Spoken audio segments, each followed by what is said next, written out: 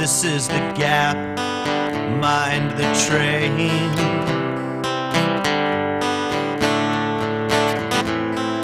This is the heart that strangled the brain. This is the carrot, and this is the cane.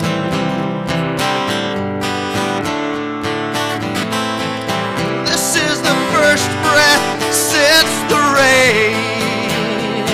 Yeah, the cage has been opened, but broken the wing.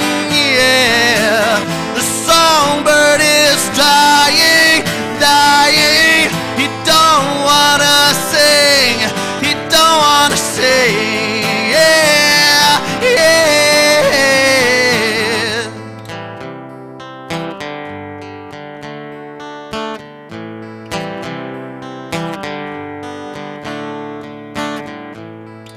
This is the first breath since the rain. Yeah, buddy. That's how you get a show started. Thank you, thank you. We are here live on Hot Tag Takes. We are live in studio. John Brecco here, along with my co-host Mitch Lane. How Hello. you feeling, my man? How you feeling? I'm feeling good, man. I'm feeling good. It's good to be back inside the studio. Yes, it is. It is great to be back inside the studio. I have missed this studio. Mitch misses this studio too, but he is too lazy to drive for you guys. So I just wanted to let you know. Yep. Ruben, how we feeling tonight, my man? Looking good. All right. Shout out to Ruben, who I've got to ask about Mama Rosalina later. He's been doing his thing with that. But right now, I want to get to the star of the show. We've got a super talented musician here, friend of Mitch's, and therefore a friend of the show. I am very happy to have this man and his shiny head in this studio. Thank you for taking a shower before you came here. We got Jim Blass in the studio, my man. Hi. How you feeling, man? What's up with you? I'm good. The shininess actually is getting to me too. Dude, you almost blinded me in the other room. I used white grapefruit shampoo. Whatever the fuck you did with your head, I see it, and I'm trying to make it through the day and not feel like Ray Charles walking into stuff. That's right. All right? Yeah. That's all I'm really trying to do here. I'm a lens flare off in the corner, you know. God, Sci-fi damn it. presentation. Yeah. Because there's a lot of lights in this room right now. I'm waiting for one of them to hit the wrong angle and just hit a laser right into my Right. nose. In my case, that would be the right angle. I noticed that with the guitar too. I can kind of like, there you go. Yeah. Mitch Yeah. wants me to get hit with a laser Yeah. coming from. Well, you Jim's said the whole head. Ray Thanks, Charles Mitch. thing, so that'd be interesting. You know, this is the first show. Something goofy and gaffy's gonna happen, right? Oh, for sure, without a Yeah. doubt. But the first thing I gotta know is, because this guy is a friend of yours. This is my first time meeting him. I want to know how you guys met and I guess connected, really. So So Jim and I met through this open mic that we play at in my town, and it's a coffee shop called Cedar Bean, located at, Jim, you know? It's 575 Pompton Turnpike. Pompton Avenue. Pompton Avenue, excuse me. In Cedar Grove, New Jersey. you told me a little bit about this open mic before. I feel like you've met a lot of people at this open mic. How long have you been doing it for? I haven't I've heard a lot about it. I haven't been doing it particularly that long. I mean, it's been maybe like a good handful of months so far. Okay. I started doing it like in the summer-ish, and Okay. I decided to go in and just do like a whole bunch of like drumming stuff and like improvised drumming and whatnot. And I asked for people to reach out or whatever. And Jim's like already a popular figure around that area. Okay. Like the whole crowd usually like you're a fan favorite, if I can really say. I think so. I think when I spoke to you first, you weren't performing that night. I think I spoke to you on a night where you were like, "Do you think it'd be okay if I performed?" Oh, was that like the? I think. Oh, like the first day. Yeah, I just sat there like a weirdo. And I did the whole like, yes, of course, open mic belongs to everybody, and you know, he came in, brought drums, he raps, he sings, he does all the, you know, so it's every so often you invite someone to play and make, you know, take advantage of the open mic, and then find out that they're better than you, and it's really a bad idea. I mean, look, I really feel like this is what the fan favorite is supposed to say.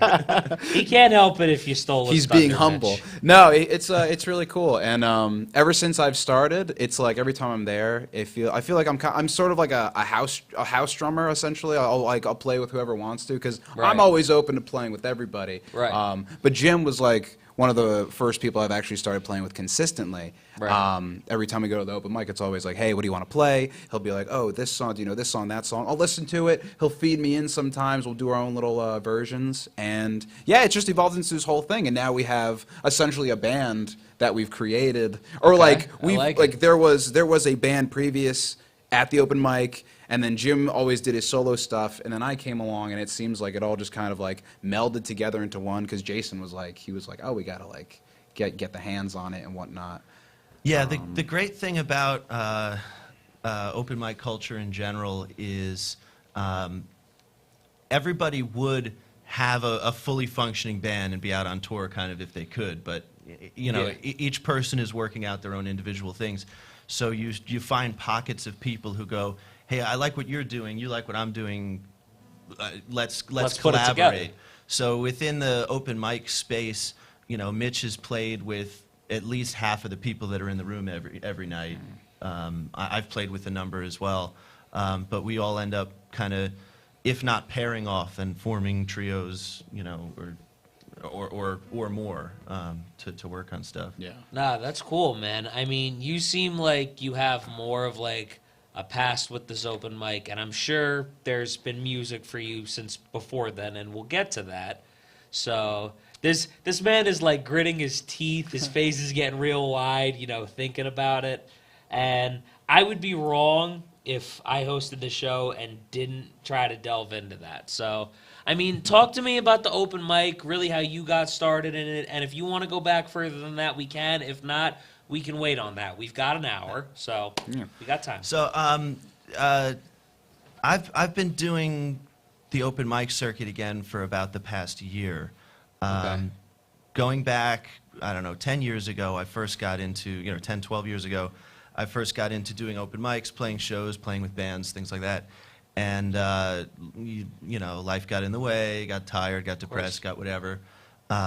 So shortly before, actually, he came along. I wasn't even there that long. I want to say it was last March. My girlfriend convinced me to like get off the couch and go play. Oh, that's awesome, man. I had been recording at home a lot, and then just said, "Okay, well, I guess I'll die, and no one will ever hear it." And she was like, "Well," And she wasn't going to let that go. yeah, she was like, "Well, or you go play for people, and then they'll listen to it." I mean, I really want to ask, because you seem like a guy who's been through a lot, and that's something we don't have to get into. And, I think everybody, goes through their own struggles, of course, just with mental health in general. You had Jerry talking about Sugar telling Mitch to put the gun down Yeah, That's right. before we Shit. got in the car, That's or right. before we got out in the studio. Shout out to Jerry Petito, by the way, who did an audio book of I'm Not an Addict, I'm Just an Ass. She came out with that book years ago and finally got to do an audio book. I saw Jerry doing it earlier today, and I was like, you're just doing this shit now? What I didn't know, and I know Jerry's going to want me to say this, the publishing company wouldn't let her use her own voice. They had their own thing, so she wanted to tell her own story. But shout out to Jerry Petito for finally getting that done. Ruben, especially, every lip smack, she started getting so pissed at him. Like, every time you could hear it. Because Jerry's lips smack a lot, and there's a lot of big breaths in there. So, Yeah. every time. I've heard that story before. She started getting so annoyed. She's like, what is wrong with you? What was wrong with that? What's wrong with this now? Like, He's got a computer monitor the size of this desk. no, And but he's like, got- Literally. And he's got, you could see the audio spikes, right? And he's zoomed in at a ridiculous level. But it was great because like you guys know what I'm talking about. Like every time you hear it, you like point it out, and I'm over there like on the side of Jerry, and she's getting so annoyed with it. But every lip smack, every breath, I'm doing it. Just I know Ruben's not bullshitting because I've done this before. And like I said, you guys know what I'm talking about too. But oh my god, I thought it was hilarious. I But- liked it because I've spent a lot of time now over the last 2 years in audio programs, like looking at the same screen that he's looking at, and the fact that he was able to carry a conversation casually as he's going through the minutia of editing every single little bit and piece of it. That's right? not easy to do. That's a If professional. somebody talked to me while I was doing it, I think I would, You'd want to throw them through a fucking window. it would be I would too. It would be a jump scare first, Yeah. Yeah. And Get then the they fuck outta just here. keep doing it. Oh my God, shut the fuck up! That's right. No, but I think what I really want to ask you though, once we get down to it, what I really want to ask is, were you okay with kind of just, I guess, recording the music and having it as your own thing, like before she said anything, like, or did you want to actually go out and do it? I'm kind of curious. Yeah, so I did want to get out and do it, but it was kind of one of my oldest, closest friends who was there, for musically from the beginning as well. He and I have played together in different bands. His name's Dan Zampini. He co-wrote one of the songs on the album, helped me with mixes. He sat me down at one point and said, if you finish this, if this comes out, this album, and nobody listens to it, like, I have to know that you're not going to throw yourself off a bridge. And so it was a very frank conversation, and he said, like, come up with a goal, come up with, tell me, is it going to make you happy if 10 people listen to it? Is it going to make you happy if 100 people listen to it? Like, what is it that's going to make it worthwhile to you? Because it's certainly not going to, overnight suddenly blow up. That's not how local music works. Of course. And my response to him was, well, I really don't know, and I haven't thought about it, so I guess I'll just sit on it forever, and like that's how it goes. Okay. So it took encouragement to get me back on the open mic circuit. I don't like to do promotional activity. I was very proud of it. I'll go, even now, sit out on the porch sometimes and just listen to it and go, do I think I did it right? And go, okay, I think I did what I wanted to accomplish with Right. it. But to think go in front of everybody- people, you have to have an ego of some sort, Yeah. which I didn't feel at the time. I think everybody that has done music does that though. They'll sit out there, and whether you're writing, whether you're playing something, I think, and even with jokes, with comics, what they do, is this joke told right? Am I wording this right? Thank you, Mitch. But normally my voice is loud enough. I don't know what's going on today, but He's slacking back. probably.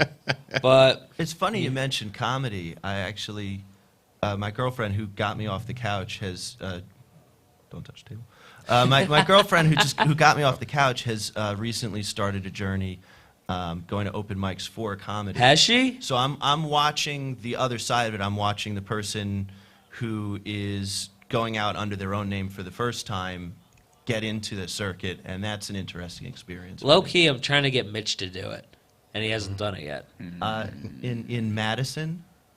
In Madison? In Madison on, was it like Drew University campus or something? There's some new buildings that they built. It's 10 Kings Road, I want to say. Uh-huh. If you put it into your GPS won't even recognize it. But they do an open mic over there? Yes, so Okay. They do once a month on a Wednesday. They'll do a music open mic, and once a month they'll do a comedy open mic. Okay. I think the comedy Cool. is the third Wednesday. Oh, wow. I just love how he almost didn't even mention it. He was like, if you put in 10 Kings Road, like, it won't even show up. I'm like, Is that- over here, is there is an open that, mic there? No. What that- happens there? Is that I love Madison? Is that Madison, New Jersey, or Madison, Wisconsin? That's Madison, New Jersey. that's Wisconsin. very You can make it good. there, Wisconsin, on a Wednesday. But On Wednesday Hello, night. Wisconsin. But again, another great space and a community of people that's that's doing well. That's fun to get to know new people, and I'm obviously she's taking the lead on the comedy open mic, and I get to just sit back and kind of enjoy it and see what it's like for a person Right. getting their bearings in it. I don't mean to, ask about your girlfriend too much, but when did she start? Because I started doing that back in 2018. I haven't done it much recently, but Like a month ago.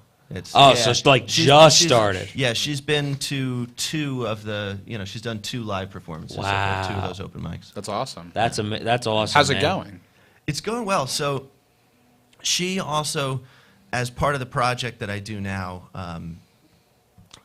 called Meadowwood Lane, it's kind of a collective of just anybody who's who I'm working with, who might be writing, recording, playing live. She's gone up to many open mics now on the musical side of things with me to sing. She's a great vocalist. So then on top of that, she goes, okay, well, I'm going to do this comedy thing. I already know about the stage presence. I already know about how to go up in front of people and be aware of my body. Okay. Just not, completely tight and tense up.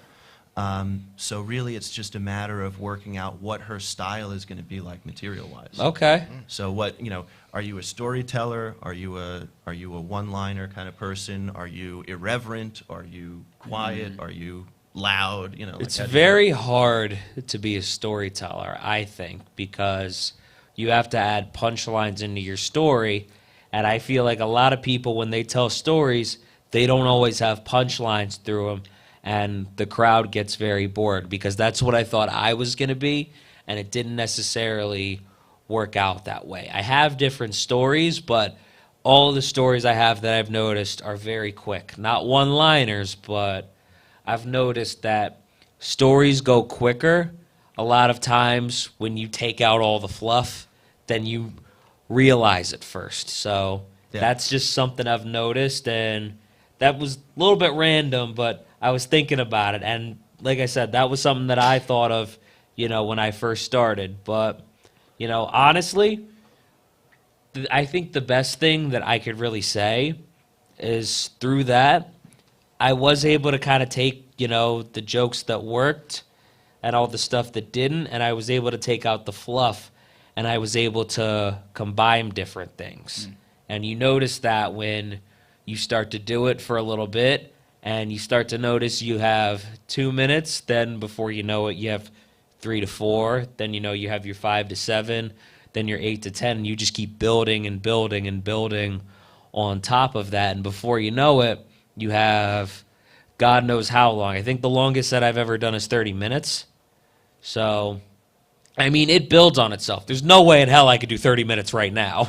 I really But- enjoy the parallel of the two, because like you're saying, this whole like build up of like all this material, it's the same thing with like being like a performer with your songs. Like essentially, like you start off with one song, and then after the progressing and you'll fix maybe that song, then all of a sudden there's another idea coming, and then eventually you'll get this cohesiveness to eventually be like, all right, now we can put it out. But I feel like, I don't know.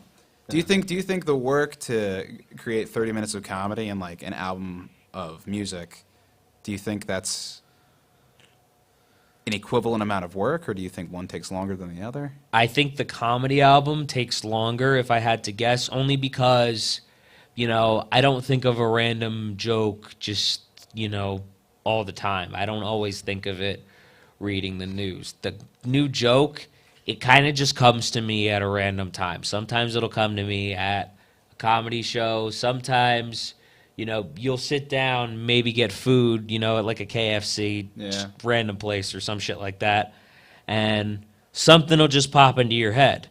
And I think, and I could be wrong about this, you guys would know better than me, I'll defer to you two, but I feel like with the song, if you have the idea, then the song is there, and you can also build off of that idea when you're writing.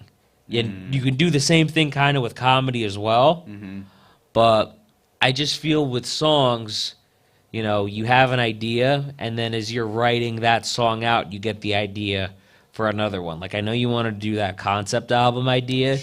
Not yet. So let's Oh. build. We're gonna. That's Hey, Jim, the ball hasn't been pushed I have a yet. question. Teaser.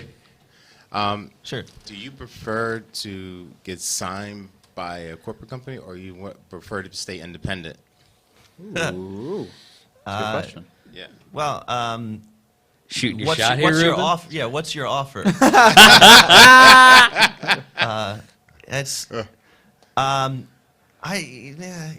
know, on the local circuit, you know, if I've learned one thing, it's that's like the best problem that you could bring me. You know, you could bring me that horrible choice, and that would still be the best day that I've had as a musician. So. Oh, okay. Yeah, because the reason why I asked you that question is because you know because the way corporate companies kind of like take over you for like 3 to 5 years depending on that contract, and you got to put out, maybe they might say, okay, we're gonna give you this amount of money, but you got to put out 4 albums. Yeah. You know, and you got to do like 100 tours or something like that.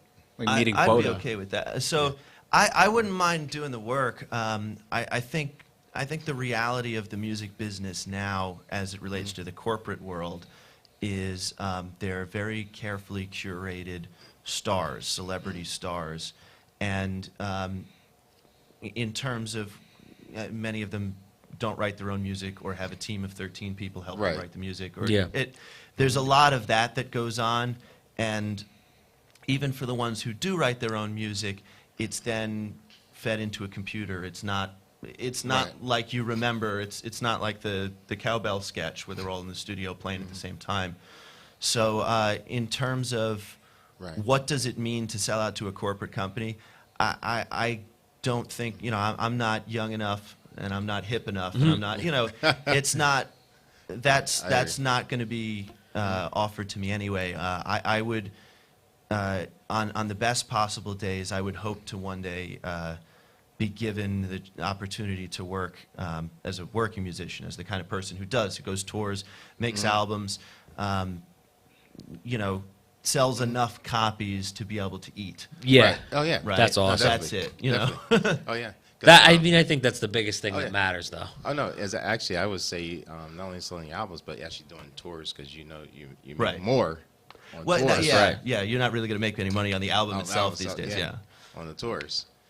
That's a very good question, because you know a lot of artists I asked, and some of them prefer to stay independent because they don't want the controlling of the corporate Yeah. company. And then I'd like thought- to own my. You know, I'll clarify. I'd like to own my material. I don't. Oh, You know, yeah. I don't want somebody else to have the publishing to it. Oh, definitely. And there's some companies though. I remember a long time ago.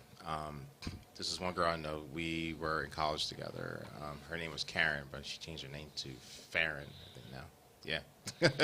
Why'd she decide to put the F on it? I have no idea. You're She assuming said, it's "Get an the." F, was She it a said, "Get the PH? fuck." Yeah, it could She be a said, "Get the PH. F in here. Yeah, exactly. Get the F in here." Like, what was that about? Like, what's going I on? know, right? The irony of it is like, you know, you're a Karen, now you're gonna be a Farron.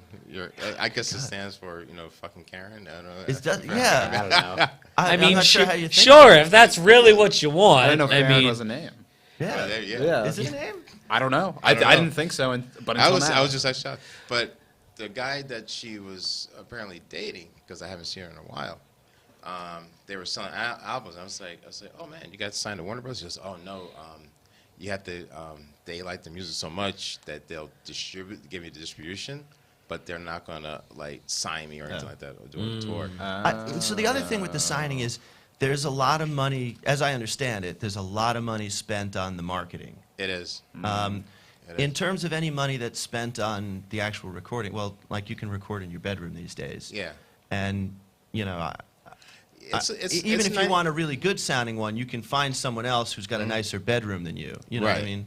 It's like, it's pretty much 90% marketing. Right. You know, because you have, you know, today, you have, you know, you advertise on YouTube, advertise on Facebook, billboards, and all the other social media. And I think I heard that too, that now they changed the whole dynamics a little bit now.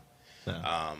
Now they want to see how many likes you get on YouTube in order to even get signed or even be considered being signed. And I forgot how many thousands or something like that you need, you know, just to be looked at, let alone getting signed. And that changes the whole dynamic because, you know, from what I learned working with like the doo-wop, you know, with Jerry, you know, with the doo-wop Right. concerts, stuff like that, and having some of those 60, 70 celebrities come in, that, you know, like the Ken Brady's and Ken stuff Brady's, like that. Yeah. you know, Drifters, and all, and even Elvis Presley's son, or at least Marie's son, rather, grandson, rather. And the thing is that there's so much that comes to light that you could be the top celebrity, but can you get that many people interested in you? And then sometimes I even say this to some musicians: if you get like 1 million likes and people like your album, you may not even need the corporate company. Right. Because if you get all those people like and buy your album, you put 2 songs that, oh, it gets 1 million, I'm going to buy your album. You can get your own billboards.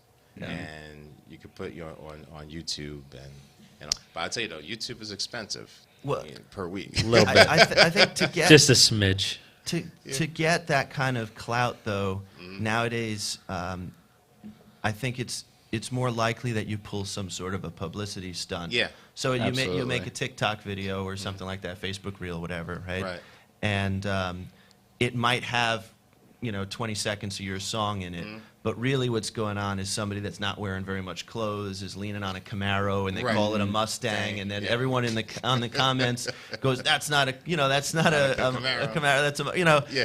But what happens then is you're baiting people into commenting enough that it gets promoted to the top of the algorithm, and then somewhere somebody goes, "Oh, well, this Right. video features 20 seconds of your hit song. Here's your..." Yeah, he was here. Right. And sometimes you have to, it's a shame that you have to, I'm go to that level to get people to like you. But you go also, I think if you stay modest, and even though it might be a little bit harder, but people still enjoy your music.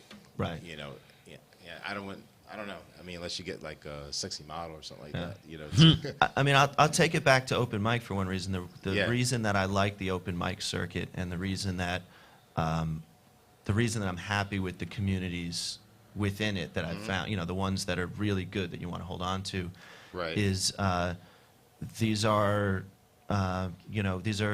they're peers, but they're also fans one the old-fashioned way. So when you talk Oh, yeah. about the doo-wop groups Right. going and playing clubs night after night after night, there's physically people there that go, "We like what you do, we're interested." Right. So, to go back to my buddy going like, what keeps you from jumping off a cliff, right? It's, are there enough people, do I get in front of enough people who on a personal level go, I'll take a chance, I'll take a listen, and then, and hopefully enjoy it. And so that Okay. might be a couple hundred people, Okay. on Right. a great day. Okay. Yeah. It's on a hard circuit, but it's I seen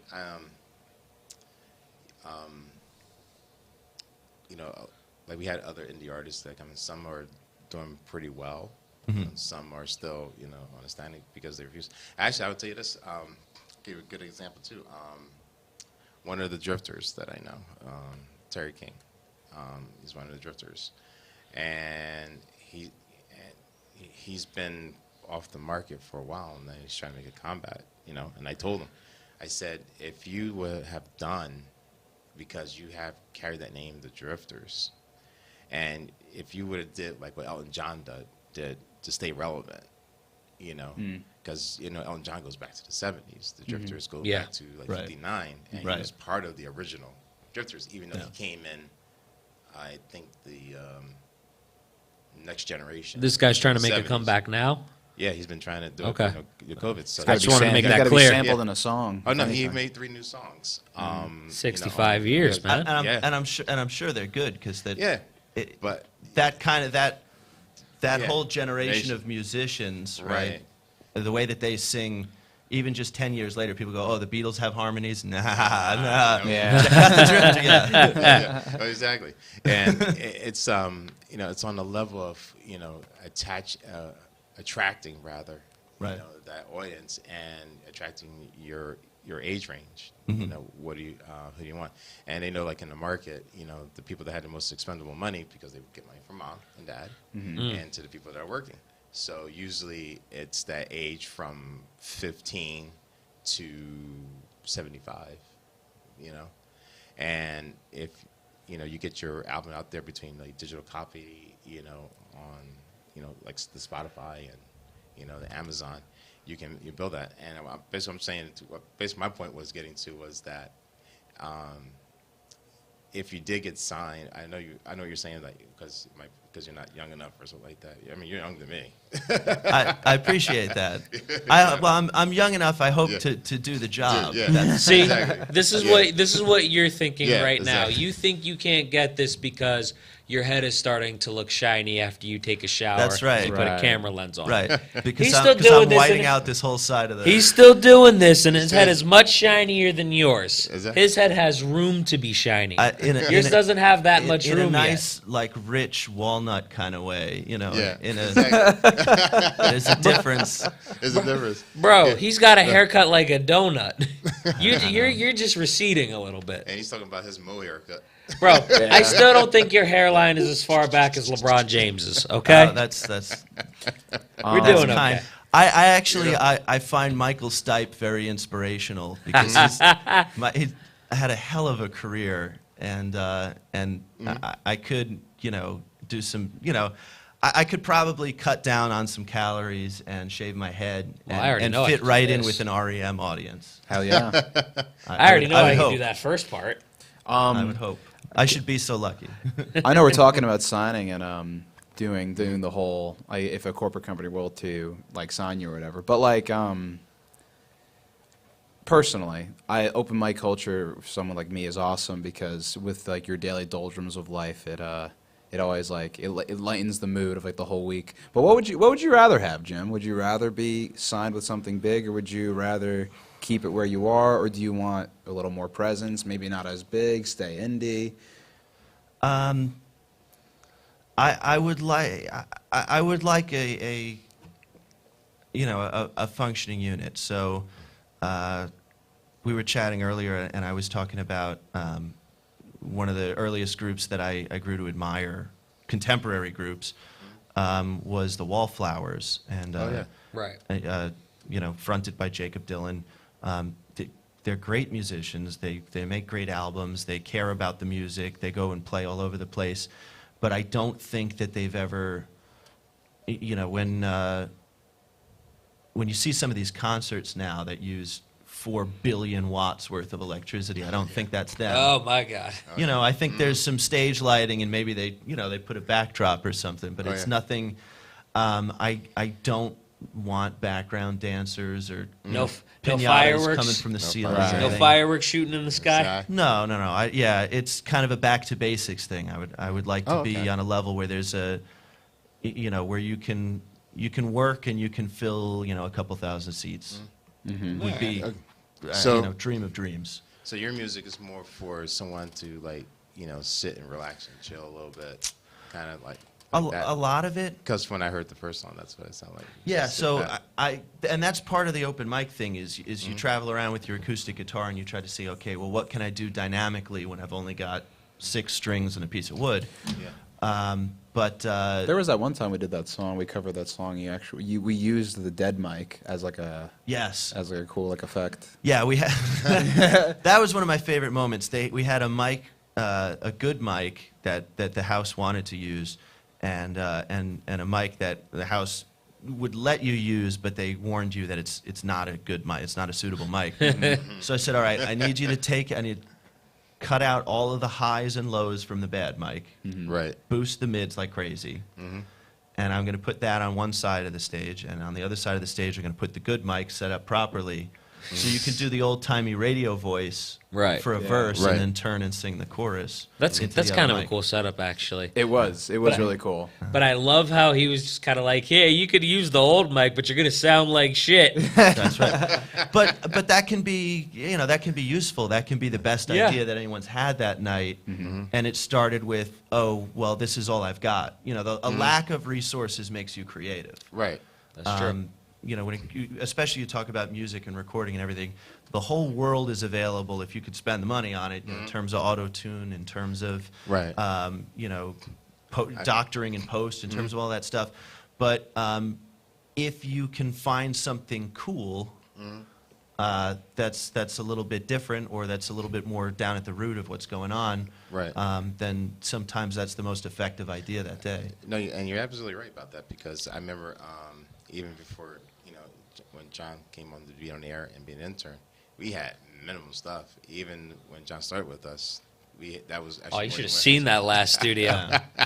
They never even got it cleaned up. Oh man, that was. Just, I remember I had. Were they some of the best times though? Were Yeah. they some of the, you Oh, know? yeah. were you- I, had, Exactly. I remember struggle. I remember having a politician on one time, freeholder from Mercer County. You remember when Pat Calavita was on Oh, the show, yeah. right? Yeah. So he walks in the room because my dad knew this guy personally, right? Yeah. He was friends with my dad for years and years and years. They grew up together. He walks in the room. This is my first time meeting him. I have a couple conversations with him. He walks in the room because they were supposed to get like things set up in these other rooms, and it never ended up happening. This is super nice guy, polite guy. Never think he'd say a bad word about anything. Walks in, sees the room, says, "Holy shit!"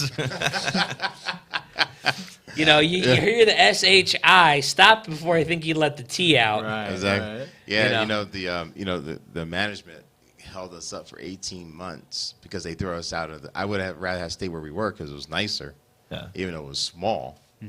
Yeah. And they threw us out of there, and they still didn't tear down the building for like 10 months. I said, you could have gave us 10 months. The work that I know the work that I like most. Yeah. But I would wager that the work that a lot of people like most is when somebody in a creative space is hungry, when they're making do with, with those limited resources. We'll still listen to Tom Petty's Breakdown. We'll still listen to Yeah. American Girl. And, years later, he had producers that bought him new drum kit and better mics and all these kinds of things. But Right. there's something really special about the Right. sound on that first record because it's not great sound, because it was them up against the wall fighting with everything they had. Oh no, definitely. Yeah. I mean, with that, even before we got to that place, the building, we were in a small studio. We had a computer microphone and two speakers and a gateway computer. Yep. Yeah, that's The all we gateway. had. Did it I have the didn't have monitors. clip-on speakers? No, I didn't even have speakers. I Oh, had okay. the computer speakers, the little tiny ones that Yeah, are on yeah. the desk you get for like $10.99 at Oh, Walmart. those ones. Oh, okay. Yeah, that's all we had.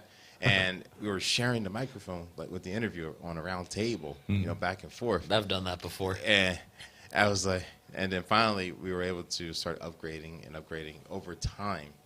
We built everything over time, and to get where we are today. But like you said, it's good times that you had as you're building, until that point. Like you said, like the old studio, the old studio. This is before Hamilton Radio. Like Yeah. I remember, Yeah. because you made me think of something that happened back in college when I was over at WSPR. Oh, yeah. There was a time where the main station was down, and you just had the two production rooms. Oh, yeah. Fucking shoe boxes. I swear to God. You couldn't fit my shoes in there. They were so goddamn small. I got size 13s. They're not meant to be in fucking shoe boxes like that. All right? Payless has got size 15s. I could fit in Payless, but I can't fit in this shit. They're All right? $2,000 And me apartments. and two other dudes that I did my show with, it was called Nerd Squad. We talked about anime because deep down I'm a fucking weeb and don't want to admit it. But, We're happy that you're we facing did it. That's we right. did that for a whole goddamn semester, passing the mic back and forth. Wow. Dude, that shit was rough. Yeah. I'm telling you. But there's also, I'm sure there's also like a particular magic about that kind of stuff. It's like, even though it's Yeah, cheap 'cause- and whatnot, you're Because doing it came it. from nothing. Yeah. And You know? I want to ask, so Yeah. for you both with this show and for open mic, and for you guys with this show or anything that you do, how do you guys manage ambition? How do you guys manage when you're inviting someone on, and you're like, yes, I've secured someone to be on this show, and then they kind of see your setup, and how do you manage making that transition in terms of your own ego, in terms of your own, what you want out of it, how you want it to grow? So why don't we have Mitch go first and go Yeah. in a circle and treat this like it's alcohol Sure. rehab? I feel like that's the best way to go We'll about pass this. it around. I do everything I do because I like to have fun, and particularly the only thing that drives my ambition is just because right now I'm just I'm living and working and doing all this other stuff, and these things are for me to just kind of have fun and enjoy. And it's just kind of it's nice to have this. If I have someone on, it's cool. We can sit and talk with you. You can learn more about you. When it comes to open mic, that's fun to me because I like to be creative in my spare time, and then that's just a warm and welcoming place to share one's ideas. And then, you know, I like he mentioned some little thing, which is like it's an idea right now, and eventually with all this fun is going to come a lot of ideas to like What get Mitch ball is rolling trying to on an say- actual like project. What Mitch is trying to say is I ain't shit. That's not true. Over here, some little thing. There's something magical though that you have because you're in it for the purest of reasons. Yes. Right. I think there's something you have a gravitation of, you know, for Yeah. that reason. I just like doing this, and I like involving, like how I play with other people at the open mic. I like doing that with people, and people like doing that. So if there's other people that want to come and enjoy or want to come sit and enjoy, then that's cool too. That's my reasoning. So John. All right. Anyways, my name is John. Hi, John. Hi, John. And I'm a conniving No, bastard. but try to settle my own problems. I'm here many for my bottles own do you reasons. drink Damn a it, day? it's my show. right. No, but honestly, I remember being in college not knowing what I wanted, and my first exposure to radio was my freshman year in 2013, and I fell in love with it right away. And over time, you know, I kept, you know, thinking of new ideas for shows, because when I started, I didn't have the anime show. I had a music show, really, because I didn't really think of any other ideas. And the first time I thought of this anime show, I was like, okay, nobody's done this before. You know, let me, you know, try this and see how it goes. Thank you for doing that, by the way, with my phone. Yeah, no These problem. are trying to keep track of that do all your show. thing. It's been great. Yeah. But, you know, now I know I'm like talking to myself on here. You just made Okay. it weird. Well, yeah. We'll point at No. Ruben if you really don't want to. You Yeah, watch right? it later in the bathroom. Yeah. Exactly. Just look at myself. I'm gonna stroke my beard so I can do it back in myself. You're gonna be stroking later. something else too, I bet. Yeah. Right, you know me. If you're singing, I'm No, too sexy for my but you know, car. as I'm sorry. I'm going to cut for 1 second. Sure. I have an album with 7 different versions of that song. Oh, really? I have it in my phone. 7 different remixes, a version in Spanish. I could just about do that song in Spanish. I don't. Oh, really? I should learn the guitar part. I should just do it. We gotta do Yeah, an open mic. you should do it. Yeah. I would love to have you do it, but I would like to be able to but- finish. But So- yeah, please go back to that. No, but as I started thinking of ideas, you know, the love for it only grew, and you know, it eventually led to me interning at PST, and then coming here, then you know, starting this show 6 months later. This is all the way back in 2017, and you know, through going to broadcasting school, through you know, working at Penn, you know, being on the air at WBCB over in Levittown, 20 minutes away, you know, through that little stint at pop radio that I had, you know, just, you know, it's been a part of my life, you know, ever since, because, you know, I just fell in love with it. It led me to stand-up comedy. As you know, I met, you know, As you met all the different comedians on here. Stephen Buddha, Daryl Monroe, you know, with Buddha Radio and Think About It back in Yeah. the day here at Hamilton Radio. Old that's how you met him. OGs, That's- shout yeah. out. Yeah, that was how I met him. I haven't seen him since they left. Never performed with either one of them out in comedy, actually. It's Oh, no? crazy. No, I haven't. Oh, you should. I've seen other guys that have been with Hamilton Radio, but not them. Because I know Buddha performs out in Atlantic City. I Right, haven't at the performed there. Tropicana. Yeah, all that much. Wow. And Yeah. Daryl's out in PA. PA. Yep. So, PA. you know, they're in places that I haven't performed at, which is probably why. But, you know, that makes a lot of sense. And it's caused me to, you know, I guess fall in love with different things. And I guess the reason I love it today is because, you know, it's made my world bigger. You know, even back when, you know, I didn't have a job, me and Abby, you know, didn't know what we were going to do. You know, how I started with lifeguarding to swim instructing, which is how I met you.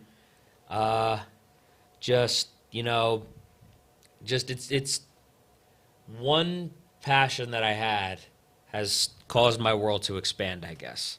And I think that's the beauty of radio, the beauty of interviewing people, and the beauty of connecting with people. So, you know, I talked a lot of shit, but I think I brought it together pretty yes, well. you What did. do you well, think? and radio, You did. I think radio is subject to the same struggles Right. as trying to be a musician, as trying to be Of a course. musical artist. Radio is changed at the same time and by just It- as much and as it has, music has. Especially with the, when we first did the internet radio, I was approached about this. I thought it wouldn't, flourish or anything like that, And Right. yeah, I was just because- like, oh, that thing, I don't have time for that. It I wasn't gotta- originally his Exactly. idea, and now he's like the only one of the owners here. Yeah, I know, right? Yeah, I know. Because it was brought to my attention back in 2004. Okay. And I was that's like, the beginning. Yeah. yeah. Well, actually, the station actually goes back further than that. It goes to the birth of. This is like Jeff Internet. Bezos putting Amazon in his garage. Believe it or not, Yeah. I remember when I remember when Jeff Bezos first started Amazon. It was in his garage, right? Yeah, Okay. I remember seeing the website, and believe it or not, I think I was in. Same gateway computer. Not even, no, I think we had a Hewlett Packard. Oh no, that's what he had. That's what he was yeah, using. that's what he had. and I remember watching him on the news. Now, mind you, I was like 13 or 14 years old at the time when he first started Amazon. Yeah. And and I'm 45 now, so you imagine. Jeez. And I remember I was like, who's gonna buy books online? Yeah. Who's gonna use that? That's my attitude. Yeah. Back in 1990 or something like that. Yeah. Right. I've been 91. I've struggled with that because on one hand maybe you were wrong. Oh, you Yeah. missed this giant tidal wave. Right. But you could look at it the other way, the hipster way, which is you're Yeah. just early for the rebound. Yeah. Mm-hmm. Yes, I was really early. 'Cause I remember watching it. The guy says, I remember seeing him on the news and everything, like selling books and everything out of his garage. And the irony of it is I thought my same thinking, and I said, I got to stop doing that, was with Netflix, too. Because Netflix does Yeah. the same thing. Uh-huh. Yeah. I mean, what an idea. Now he's starting a streaming no, company. No rewind. Yeah, exactly. I actually have a streaming company now, too, Yeah. as well. And to be honest, I'm actually a cinematographer. Then I'm more into film than into broadcasting. I have a film minor. I'm prepared to discuss. If you throw Apocalypse Now up on that blank wall, Yeah. I'll sit and go shot by shot.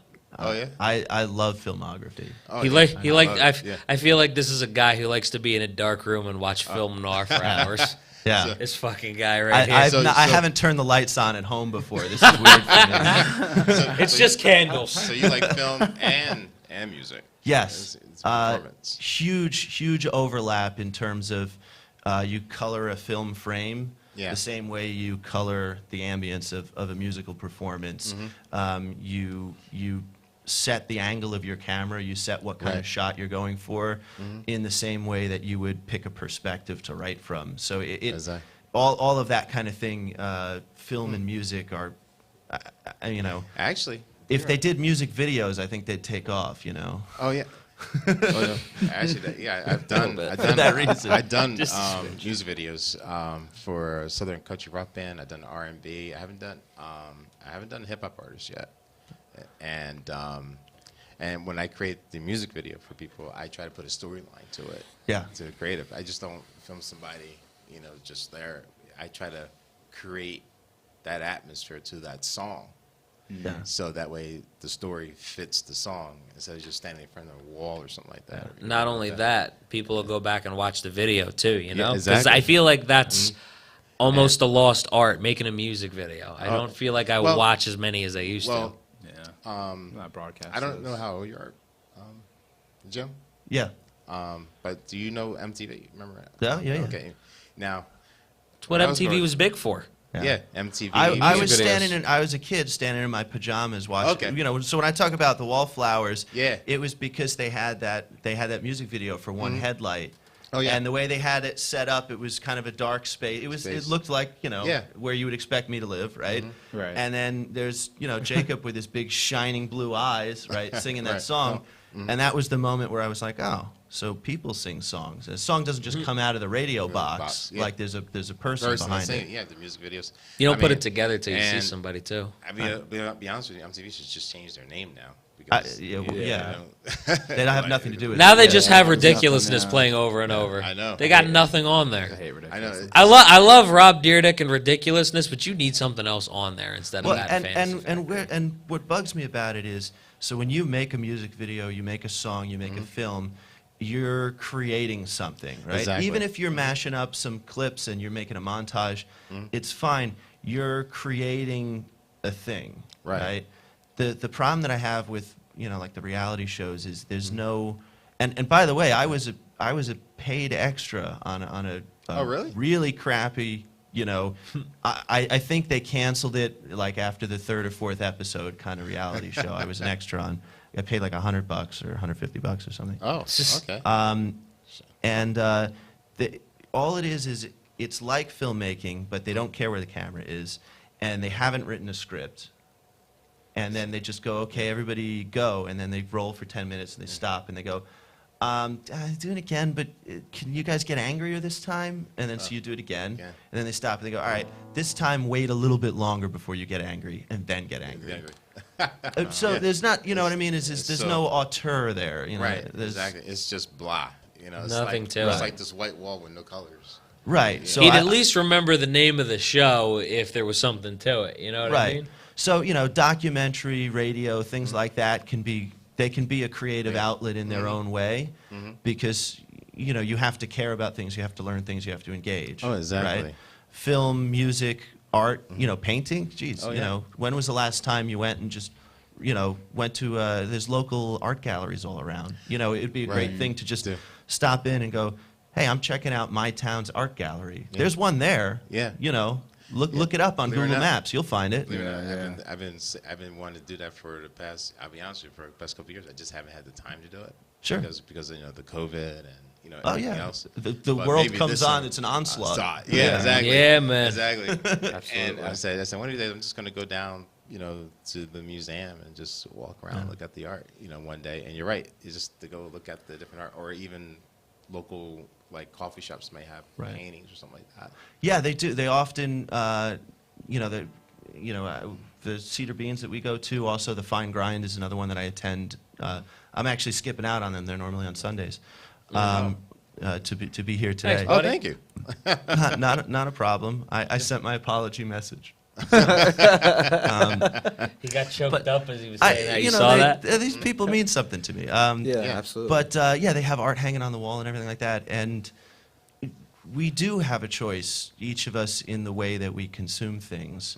We do have a choice to recognize when there's a real person with a real, doing their best, putting their best creative work into something, versus when there's just, a computer somewhere churning it out. All right. Exactly.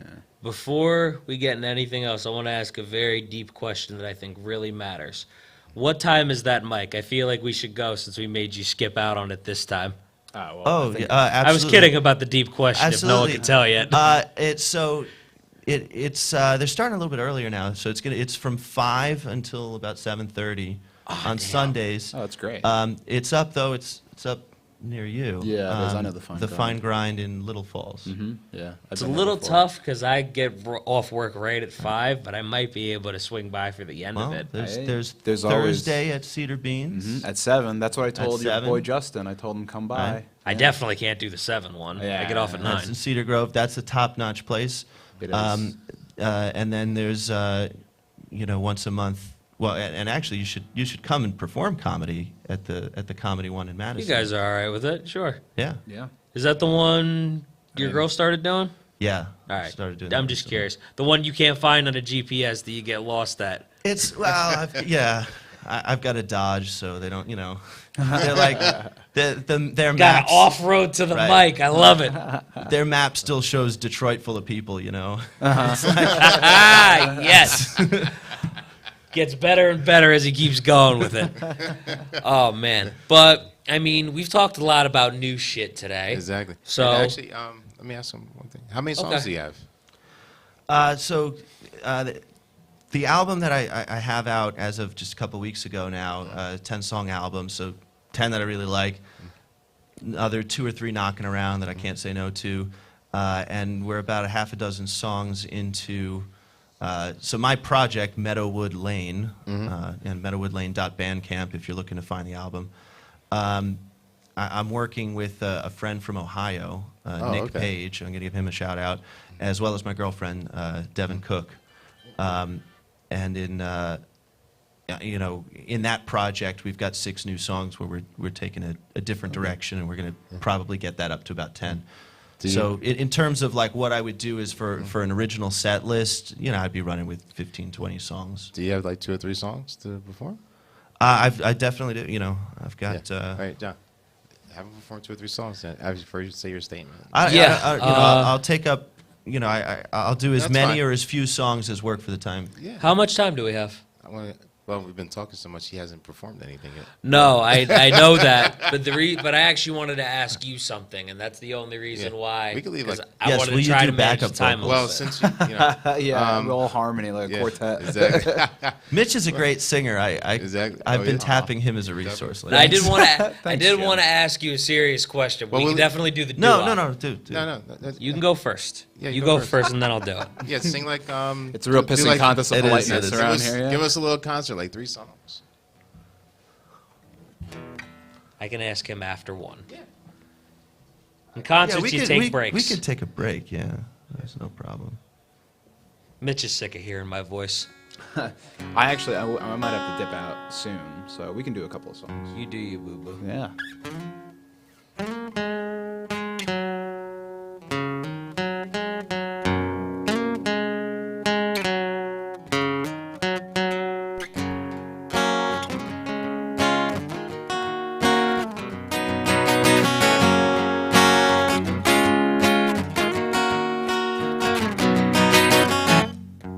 We'll say goodbye to the summer now, and to the summer say goodbye. Leave the bottles and the beer cans and the blankets out in the grass until they dry, and leave the girls back there with Isaac, huddled in a Volvo getting high. And say goodbye to the summer now. To the summer say goodbye. We're in the clear now, so stay in the lines. We can't stay here now for the police to find. I could have made the most of my year. I could have made the most of my year. I could have made the most of my year, but I lost the time.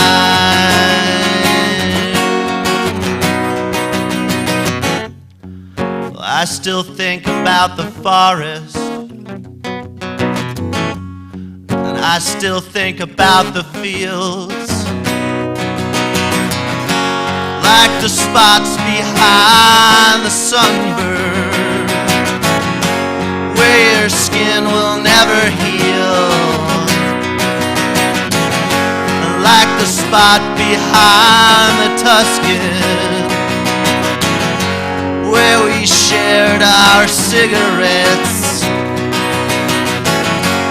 I don't expect to be forgiven, at least not till one of us forgets. We're in the clear now, so stay in the lines. We can't stay here now, and we can't go back to mine. I could have made the most of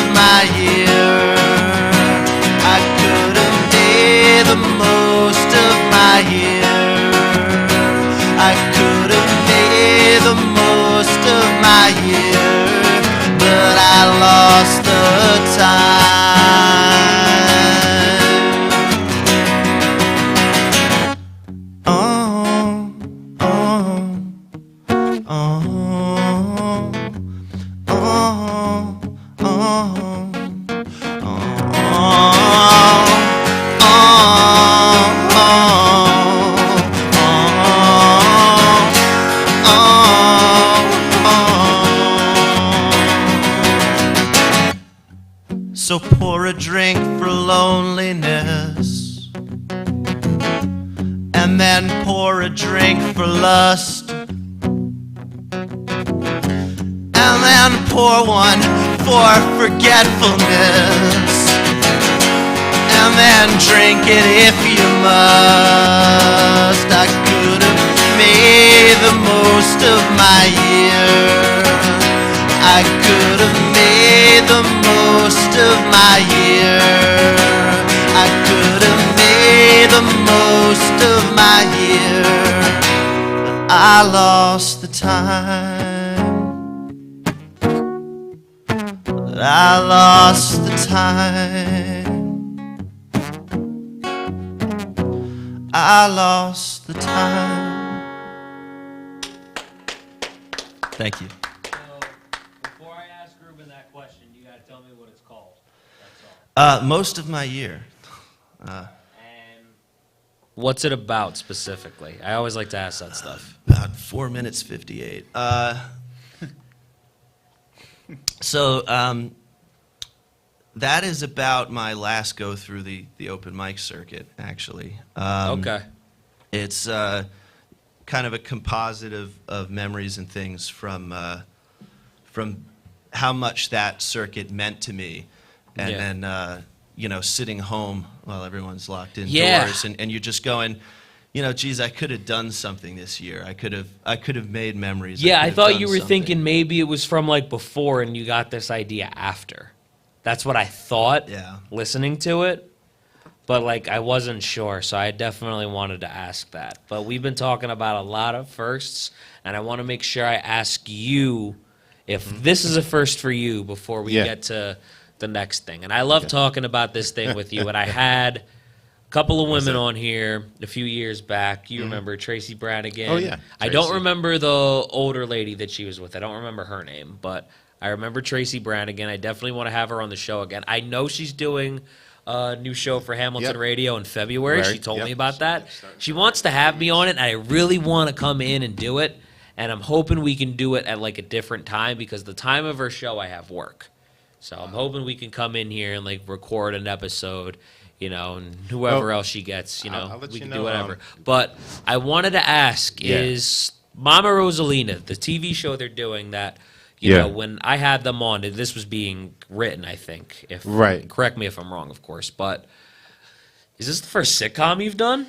Yeah, that's the very first sitcom I've done. All right. Yep, I was just 4 curious. episodes. How's it been? Oh man, well, when I first got onto the Mama Rosalina, and the show was just very conservative. Believe it or not, it was in August. I was in my car. Just to fast forward a little bit, I get a phone call, and from Janine. That's the director for the show. I remember Janine. I wanted to have her on here, and she couldn't make it. So Tracy and them come, which I'm so happy about because Tracy's awesome. I know they'll definitely go. She's they've been so busy with the premiere this weekend. I'm sure it's on the 28th, and then we had a preview premiere before. So of course they'll probably talk more about it after the premiere, of course. Yeah. And but this was the very first sitcom I did, and when I went to the first rehearsal, I'm sitting there watching it, and I got my notebook, and I had the script in my hand. I'm watching the whole thing, not saying a word, no emotion, just sitting there, right? I was like, boy, it's like they were afraid to be funny. Right. It was very conservative. Okay. Now, with us dealing with the comedians a lot. And Yeah. everything like that, And joke that's around. kind of changed, I'm sure. Oh yeah. Oh it has.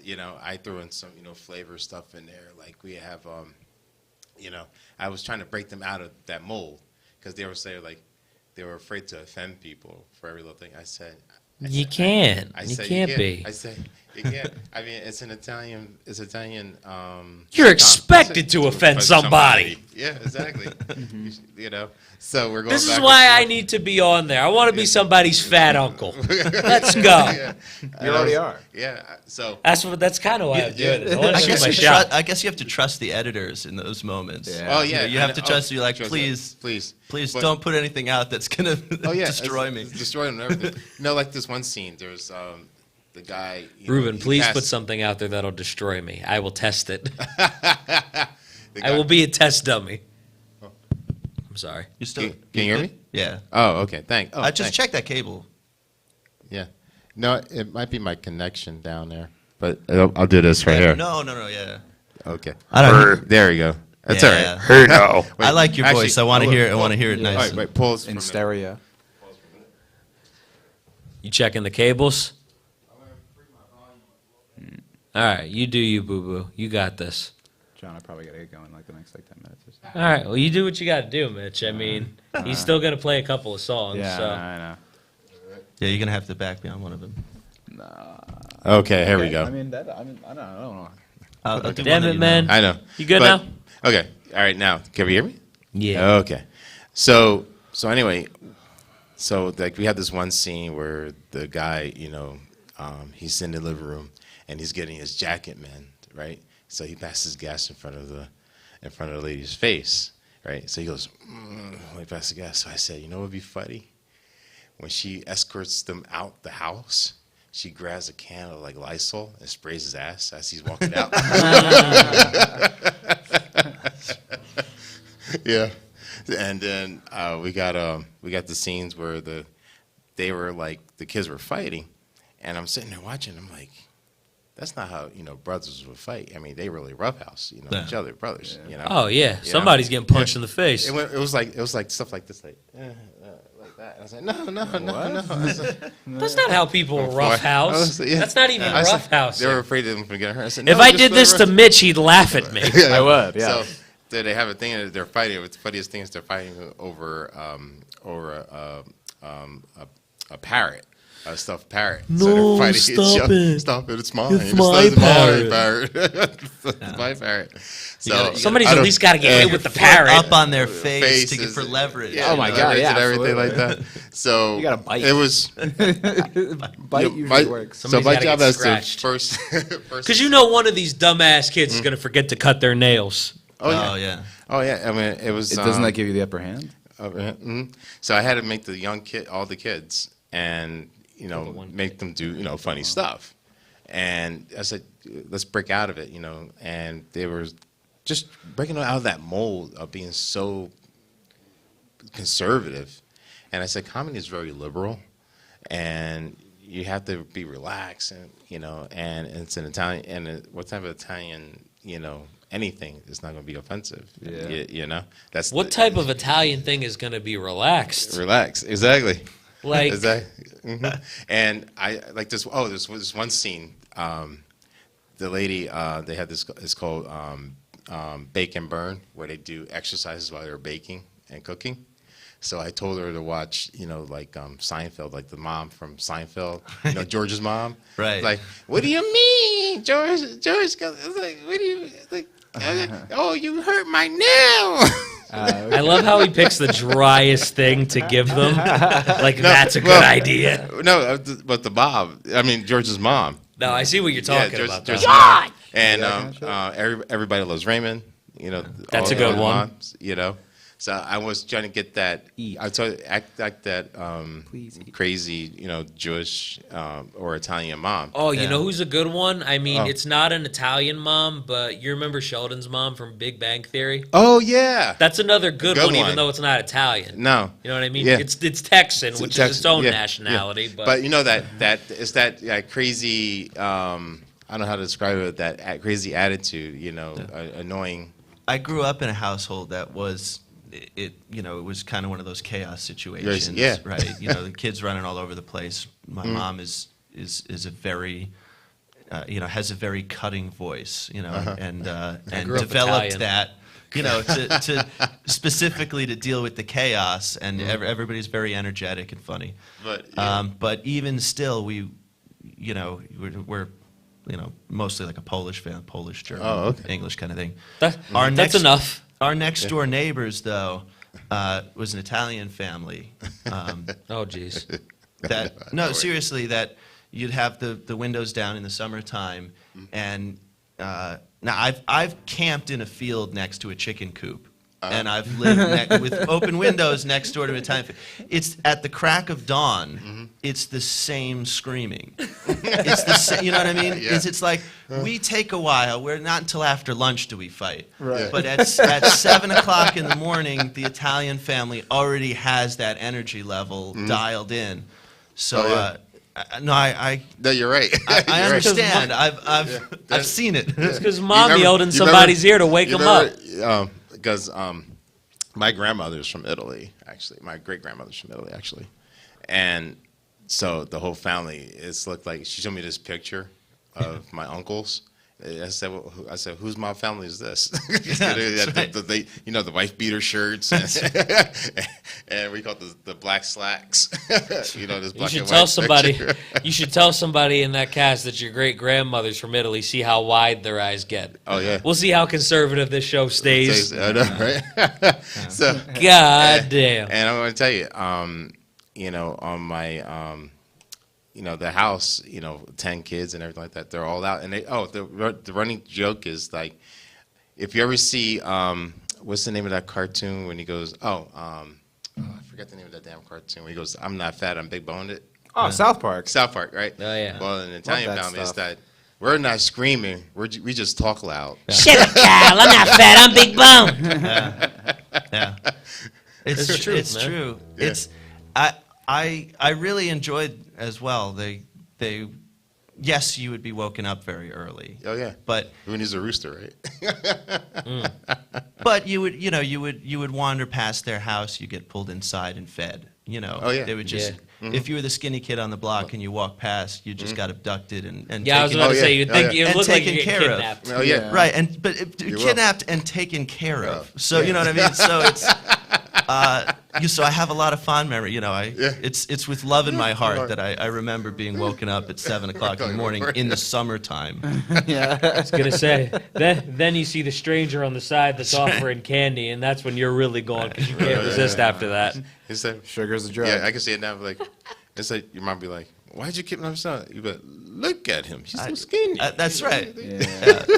You come into my house. And will make a sure you generation pinch your knee. and a generation before, that was my parents. Also lived next door to Italian families that did the same thing, brought them in and fed them. So Oh, yeah. my parents were heavy, by that time, having been through this. That was the goal. They're trying to get him to pinch an inch. Right. Gotta Pinch say, an- yeah, pinch an everybody deserves love handles. Exactly. Everybody. Not just women. Men deserve love handles Come too. in, That's I why I made- try to treat myself nicely. Come in, I made cannolis. Oh, Oh yeah, exactly. If So you to insist. I will never resist. so make the long story short, the premiere is I forgot it's called the Aurora Lounge. I forgot the name of the place. But anyway, it's going to be on NJPBS. It used to be called CNNJ TV, but I think they changed the name to NJPBS now. And it'll be statewide in February. So I'll put out a post. That's awesome. In February. So people true can see. story. Growing up, I had a television with bunny ears in Oh, yeah. my room, and I got 3 channels. Mm-hmm. 2 of them were PBS and NJ Yeah. PBS. And one of them was that same thing in Spanish. So I got Oh, yeah. with static, without static, and in Spanish. Spanish. Nice. Those were my 3 television channels in my room. Oh yeah. Oh, See, I grew up with those. I think elevators. My sister got her cable connected. Oh. It's other people in the family had cable, right? you I had was regulars? just it was Mitch. PBS. you were the stepchild. So I, Mitch. so I watched. I think me and you were pretty spoiled. Back in those late '90s, I think they got it up to like 13 channels by then. Oh yeah, dude, it was nice. I don't think we ever had less than double digits. That's for sure. Spoiled is the right word. Yeah. I could type any number I wanted. I could just, you could only see anything on. So you on didn't those use 3 you channels. didn't use the UHF channel to get No, like no. 29 and 30. No, I didn't get anything on those. Oh really? Yeah. Oh yeah. I grew up in the Raritan Valley, which. Oh really? Yeah, in the Raritan You would Valley. think you get like New York channels. If you look on a map, it's maybe only 6 inches below the rest of the surrounding area, but that 6 inches is what pulls us right out of the It radio matters. service. Oh yeah. Yeah, we were in the Out of we my were 6-inch surrounded by the rabbit hole dead of zone. society. There's the New York Yeah. Right. Close to New York. towers, Yeah. and then the Philly stations. Yeah. We were right smack where the two of them stopped. Oh really? You know, Oh wow. you could drive 5 minutes to the left, 5 minutes to the right. So when Either that one Ita- would be better. So when that Italian Wow. family takes you in and feeds you, that really is abduction because no That's- radio waves there's can no get to radio. you. Right. Precisely, yeah. Holy shit! I don't Like, know. if We it- listened to Dino and There, stuff. It was there was bad intentions instead of pinching an inch going on over there. I You'd know, be right? fucked, sir.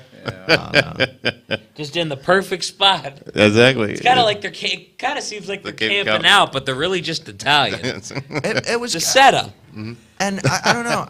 I don't know if that still exists for people, but at least I remember when I was young, it was just like, get the hell out of the house, go be someone else's That's our problem for a problem. while. Go, you know, we knew our neighbors, you know, Yeah. they knew us, kind of thing. But you know, That's how I Maybe grew up. maybe it was not never today. expected. Yeah, it when was I never was a kid, expected yes. that something bad would happen. No, Yeah. no. Oh shoot, they exactly.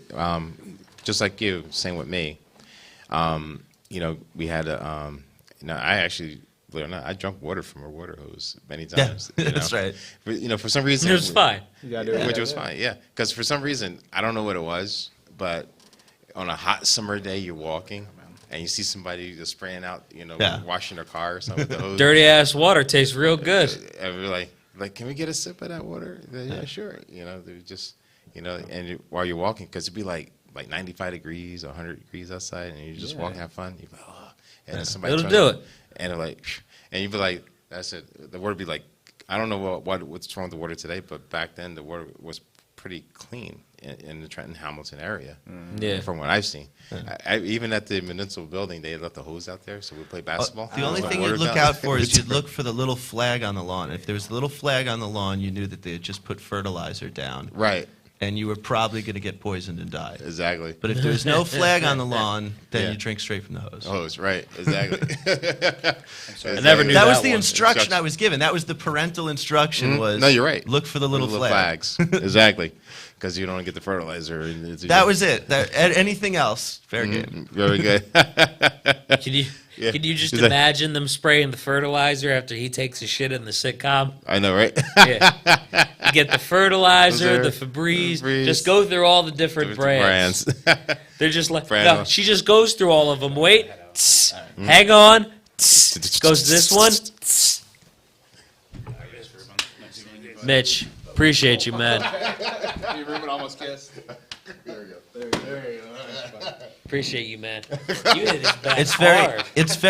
it's very brave to do a high five sequence on camera. Yeah. I know, right? Because in the real He's world, learning. so many things can go wrong with that. We push the It's just like- boundaries here at Hot It's Tag just like Takes. everyone out there goes, "Well, I'm sure your relationship means a lot, but for us here at home, could you work out that handshake?" I know, right? Well, for us here in the studio, we didn't give a fuck in the first place. I know, So. right?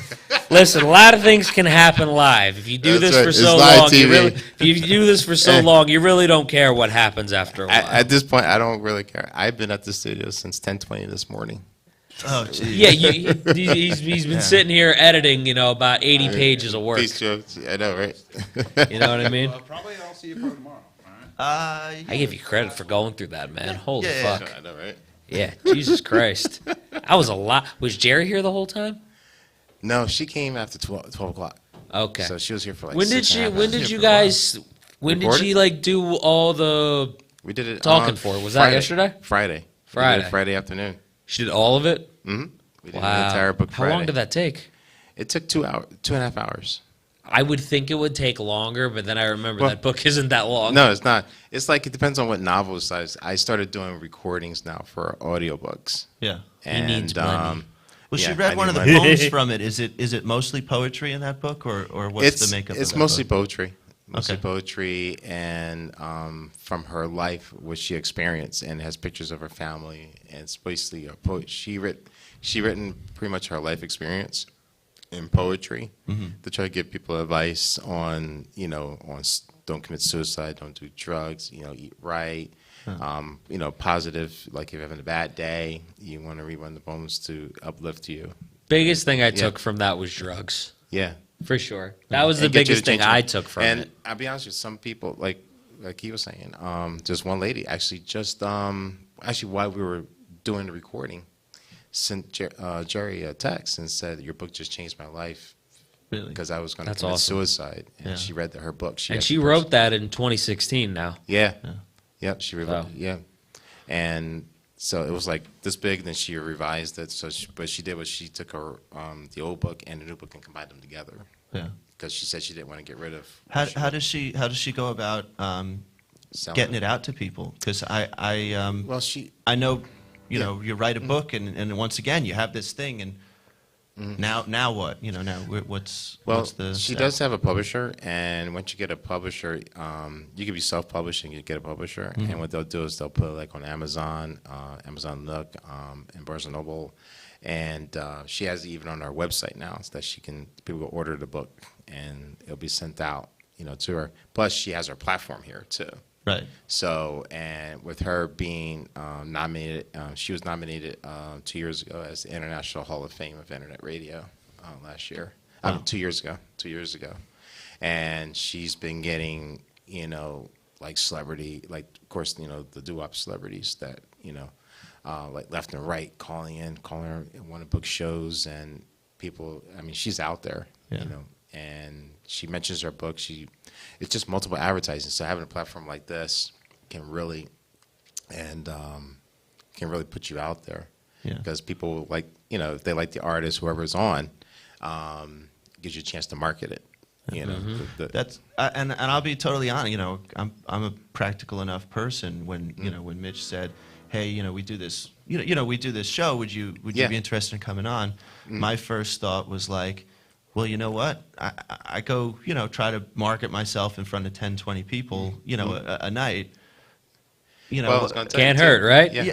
go on. if You know, a program like this, you know, any sort of podcast, radio, you know, Oh, yeah. God forbid, TV, anything like that. I think people spend their entire lives now with at least that playing in the background. Exactly. While you're, you know, cooking food, while you're driving, you're listening to it, whatever. yeah. So We- if people are going to learn any information about anyone, it's going to come from Well, there. because right now we are on, we just got on iHeartRadio. Okay. Too. So we have a channel 1 that's on iHeartRadio. We did have a channel 2, but the computer pretty much busted. So Okay. and of course supplying issues, so I can't fix it. The gateway's dead. Yeah, it's a gateway. I don't want to give it. I don't want to give it. You know, I'm not trying to trash brands or anything else like. But the wood I have. Yeah, I'm going to receive a letter later on. I'm going to find out that that company's still out there. I know, right? Ruben's writing letters out here like a Farron. I know, right? I was gonna tell you if you have any CDs or MP3s, or you can send them to me. or we'll I've exchange got a information later. Bandcamp link. I don't have any physical copies at the moment. Because we can broadcast them for you on our internet radios. Okay. Yeah, which is actually on iHeartRadio and Channel 1. So we have the website and iHeartRadio together. Might as well That's take his number perfect. down. Yeah. Yeah, we will. Yeah, I'm not gonna. I would yeah. hope. Yeah, Yeah, I'd it was absolutely a- love that opportunity. Thank you. No, definitely. Yeah, because you have great, you have great vocals, and I agree.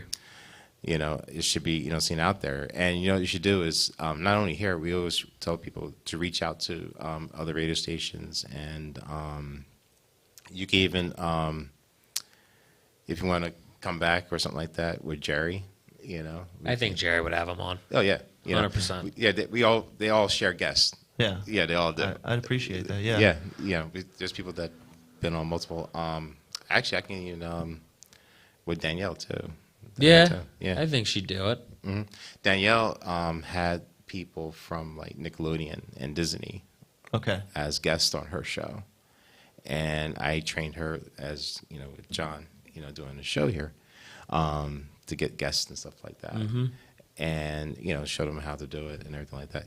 John used to be super late all the time, but now he's always on time. I was actually I was a little bit worried because I was Going pulling through up. a lot. I was Yeah. like 4 minutes late, Yeah. and Mitch called, Yeah. and I was like, oh man, No. I blew it. Well, we know what's going to Yeah, happen exactly. with everybody They're gonna else. Can, they're gonna Now- can my We know career. this. Yeah. Now John usually does his shows on Tuesday nights, and what happened was, and we do apologize. Well, actually, I apologize for the show being late. We're going to be today. on 2 days later. Yeah. That's fine. I had gotten into a car accident back in November. Okay. So I still don't have my car yet. Ooh. Yeah, it wasn't like a major accident, thank God. They just can't get parts or something? Yeah, that's what it is. Like I was just telling John earlier, that Yeah, he still doesn't have it. They just took my car apart to start repairing it. They still don't have all the parts yet. I worked So in are we car doing service. the show Tuesday? Or Are you coming to the show or are you doing online? I can come. I mean, I was gonna do it online, but Because I need to ride home. Yeah, the last bus is like 9 o'clock. so basically you need me to come after we do the show. I mean, I get off at 9, so I mean I'd be hopping on anyway, so I wouldn't exactly be home. Oh. Would you be all right with having to wait for a few minutes? Oh, sure. All right. Yeah, if I have, because Ralph takes me home. You know what? Because I'm not gonna lie, that might if you're okay with waiting, like No, I'll 20 wait, minutes 'cause maybe, like that would be fine. I have so much editing to do because I just did a commercial for Cinegon. Cinegon's my new streaming movie site for independent films. So we just did a Danielle actually, DJ Danny. She did a You just did a commercial for it. yeah. So I was gonna say, I thought you were gonna have me write something for you, bro. I still you can. I still can? I'm doing all different Yeah. I'm doing all different types of promotion. It's for Cinecon, right? Yeah. You got to Yeah. send me stuff for it. I'll send you stuff. I gotta have something like I can like write off of. You know Actually, what I this mean? is what you have to do. Like when you get your music. Oh, by the way, once you get all your music, is anybody recording your stuff? So- at the thing, because he makes a good this leads to a good point. Yeah. Also so for you. it's kind of it's all homemade. It's we're self-producing work, but as of right now, I might as well, for the sake of advertising, one more time. Yeah. It's on the Advertise it. Bandcamp website, Meadowwood Lane, like a road. Road, right. Meadowwoodlane.bandcamp.com, and that's you can go and Meadowwood download it. You download it, you can stream it, you can that kind of thing. But yeah, I am interested in what are the future steps, what are the next places to go in terms of advertising, in terms of getting it out there. Yeah, advertising it's tough, and you have to use any because a lot of people don't have like $5,000, $10,000 to put in advertising. Maybe He's better with it than me. I'm not the most No. business savvy person in the world. And like for my for Cinecon, for streaming, I was reaching out trying to see if the film festivals will work with me in exchange of advertising, pre quo, back and forth. And all I got was, well, we can do it, but it'll be $10,000. One even sent me for $80,000. Wow. Yeah, I was like, phew. and That's I was funny. like, I know, right? And believe it or not, the most affordable one I found, ironically, was in England. Yeah, Really? Yeah, for like $500, maybe $550, they would put you on every screen. And put you on posters around the city and around the town, and plus advertise your logo all around the film festival for like Over in England. Yeah, I mean, that's kind of cool though. yeah, I know, right? Yeah, I mean, I It'd don't. be nice if you could get that here, If but if there's anyone now listening in England, Exactly. yeah, shout out Yeah. to England. you're my market. Yeah, yeah, exactly. Apparently. You're the market. Yeah, You'll never come see me perform live. I actually I enjoy I enjoy the benefit of a few international friends, a couple in England or from England, as well as New Zealand, Australia. Well, we things like are. that. Well, we are a worldwide station. We have hosts in. Well, one he just retired, but I think we have one more host in Australia, and we have people that actually work in London that we network with. Well, here's the And- thing with the pandemic. I don't mean to cut you Oh, no, off, go ahead. but Yeah. I remember doing shows with people from not just around the country, but around the world. Right. I've done shows with people from England. Yep. There was a guy from India. Yeah. Oh, yeah, there was a remember that guy from, I think it's pronounced Tanzania. It's a country in Tanzania? southern Tanzania. Yeah, Tanzania, sorry yeah, about yeah, that. Tanzania. I am That's such okay. uncultured swine. How do you That's why I'm perfect for Mama Rosalina. how do you pick the time though? How do you Like pick somebody the time? has to stay up late. Yeah. Yeah, pretty Yeah, much. pretty much. I had one guy when I was doing an open mic. The guy from India, he was doing the open mic. It was 9 p.m. for us. It was 6 in the morning for him. Yeah. Yeah. I remember I've had a couple people from England on the show. They're doing it at 2 in the morning. Right. It's 'Cause, not the Eng- first time it's happened. Yeah, they'll be up like 2 in the morning. It's we figure, it's only one time. Sure. Unless they do it again. It's not like they're doing it every day. They might come back on again, at the end of the year or something like that. So Oh, I had a girl Yeah. from France on one time. Oh, She came on at 3 a.m. You remember that, Nushka? Yeah, I forgot Lushka. Yeah. Oh, wow. She came on with Dante. Yes. And me, him, Chino, and Vicky were all just shooting the shit on there. Yeah. Yeah, So no, you see- she's from France. Yeah. So you see, with all the shows like his shows, we do get international attention. Yeah. Because the way we run the station is that I don't think Mitch even knows that. I know. He's going to be traveling one day, years from now. Imagine. Imagine. Are you Mitch Lane? Yeah. Is that you? Is that?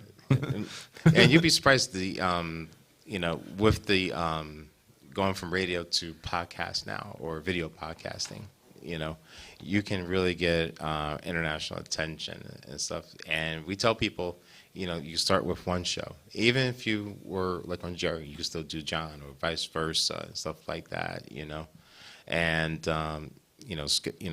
schedule your time in and stuff like that, and And I think the way that people consume media now, it doesn't matter that they're not from your area. No. So it can be something where you're like, I'm just looking for something that suits my interests. Right. And Exactly. I'll watch programs that are from the UK, or I'll watch programs from across the world. Oh, of course. Yeah. And one thing is too, I know like we've kind of gone a little extended. Little because- bit? Yeah. That's okay. He's got to How we play doing one on more time? song at least. No, exactly. At least one or two more songs. I love how he's like upping the number. Well, That's how you know he likes your music, though. I try to stay. appreciate that. I try to stay, and he knows I never put this out there. I never do. I try to be as humble as that. As I am owner of the station, so there's like no one above me. So I actually control the time. I am the bad. I appreciate I you try- keeping John here. Yeah. listen I to control my the music. time. I'm the Yeah. one driving his ass home. I only say that not So to he's be, got a chauffeur too, man. exactly. That's my Oh, chauffeur. Yeah, that's right. And I try to be humble about it. I like a big head, but just to explain why we can have the extended time. So John's cool with it. I'm okay I'm with, fine with it. extending the Normally, time. he's the one that's not cool with it. that's I because that's so much appreciate work. it. It's a lot of fun to it's a lot of fun to be a part of, but also Yeah. having people think of me and think of as a musician and think Yeah. of the project and think of I expect that from you. It's a weird thing when you start playing music and you're still quite bad at it, right? And you never really shake the mentality that you're imposing on other people. Oh no! So the more you practice or the more you get in front of people and people start to genuinely enjoy it, you're not ready to, I'm still not ready to accept it, but I'm grateful for it. Oh no! I mean, you're wonderful, and believe me, I remember one show. You're gonna laugh, and of course, we have to keep it, professional. Of course, I'm not gonna tell somebody up front, oh man, you suck, Right, like that. right. I remember a while back before John got started, we had this guy who performed in prisons, right? And we had him on he was a Christian, singer, and he said he plays for prisoners. So I remember sitting there and listening to him. Do they confess? Oh, he sounded like he was murdering a cat. Yeah. That's how bad he was. And It was somebody's death penalty. And everybody got up and walked out. No. Can you imagine? And the thing about it too, can you imagine you're in prison and you got a choice of being in your cell or you have to join the concert? But you told we were. Well, and once the way every he's- 100 years, it's Johnny Cash, Johnny Cash, yeah, which is amazing. yeah, But you're playing the odds. yeah, exactly. And I said, I didn't say this out, in front of him, but I'm not going to mention the person's name because one, I forgot, but or delivered the show. You didn't want to remember. Exactly, I didn't want to remember, but it was so bad, and I was like, if anybody listened to this guy in prison and there was a little crime, after they listened to him, they should be set free. Yeah. Yeah, man. Because Go it to the was concert, complete. we take a year off the sentence. He was on for 2 hours. Oh, no. Oh, no. Yeah, that's... And I was dying because like, please. Yeah, let me see if I could Just end this. let me see if I End can me. End this. let me see if I can spin it a nice way. Everybody in music has tried full hard. different goals that they Oh, yeah. strive for. Exactly. And it might surprise you to hear that one of the least cited goals is to entertain people. Yeah. So it's very common for people to go, I want to be creative. I want to get my story out. Right. I want to, that's a common thing. I Right. want to express myself. But I think a lesser talked about thing, in a constructive way Right. here is if you're going into music on a local level, on whatever kind of level, even if you're still working on the skills, focus on the people that are there, because Right. there's a good chance that if you are entertaining to them, then you're afforded a greater opportunity in the future. Of course. Well, my thing was that, and I didn't, and the other thing, reason why I didn't want to say anything, because it was gospel music, Christian Sure. music. So anybody singing for the Lord, it doesn't matter how you sing, Right. But I was just thinking, like, we're on national broadcasting, and Yeah. and he's singing, And you do this to me. and you do this to me. Yeah. I don't have any times I How could do dare you? Yeah. like this. Did you ever do it when he was looking at you? No, because Fuck. No, because believe it or not, at the older studio Oh, we were all right. at, this was before we did the camera and everything like that. It was Yeah. just audio, but we still had a big listening audience, for certain shows. So I sat behind him, so his back was to me. I was on the side, and even then I was just like this and like that, but he was singing for God, and you can't, Yeah. beat that. And to some extent, everybody is. To Yeah. some extent, even if if it's not professed that it's a Yeah. faith-related thing. I mean, everyone's Yeah. going out there and kind of walking the same tightrope. Right. So one of the things that I'm conscious of in the local music scene is I try to be as friendly and as supportive as I can with each and every person, because God knows when I still have a chip on my shoulder from it. When I started out, I was not good, and the people around me were, to their credit, honest. Yeah. But I'm very sensitive. Right. It took a long time to dial the sensitivity down and to work But- on the skills to not No, embarrass exactly. myself. But the thing is, it's better to hear from close friends and family the truth Right. than to go out in public Yeah. and perform in 300, 400 people. Oh God, Yeah. yeah, I wasn't. Yeah. Yeah. If I were given that kind of a platform at that time, that would be terrifying to think about in retrospect. Yeah. I'd be terrified for my past self. You know who you remind me of when you were singing? Again, I'm bad with artist names, so forgive me. Oh, no problem. But it's back from the early '90s, and yes, I am a terrible singer. So I'm just gonna put it out there. So I'm not gonna front.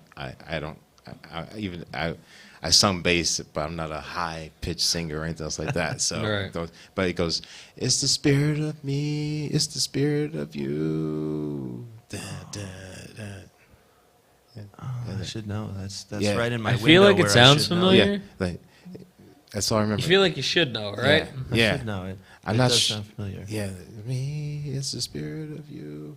And I forgot the name of the lyrics, but your voice reminds me of that rock band, alternative rock band. I'll be honest about it.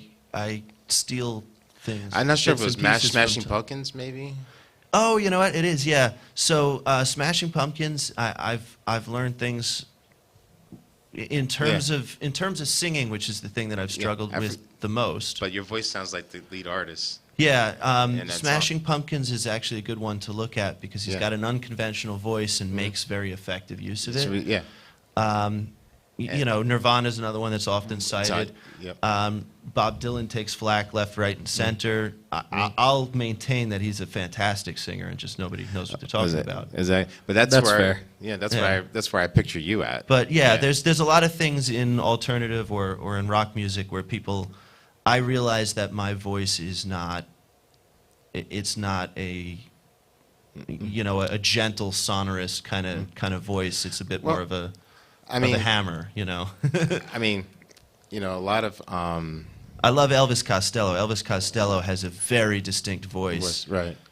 A lot of power to it. Found a way to make it work for him. Oh yeah, no, definitely. And a lot of these artists, a lot of them aren't really, good singers. But when you go in the studio, you put in some effects and stuff like that, and you take a tone. I remember when I was in the studio, again, not a good singer.